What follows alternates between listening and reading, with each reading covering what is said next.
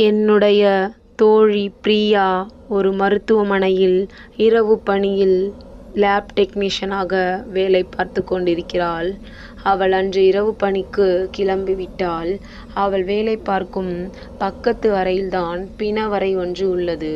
அவள் உட்கார்ந்து வேலை செய்து கொண்டிருக்கும்போது சரியாக 12 மணி ஆகும்போது எப்பொழுதும் அந்த பிணவறையிலிருந்து அழுகுரல் சத்தமும் ஒரு விதமான கோர சத்தமும் கேட்டுக்கொண்டே இருக்கும்.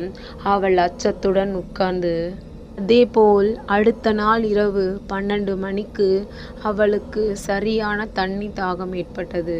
அவளோ தண்ணீர் குடித்துவிட்டு திரும்ப லேபுக்குள் வந்தாள். ஆனால் அங்கே உள்ளே உள்ள அனைத்து பொருட்களும் தானாகவே ஆடிக்கொண்டிருந்தது. அங்கே நான் கண்ட ஒரு கோரமான முகமும் ஆடிக்கொண்டே இருந்து என்னை உற்று நோக்கியது.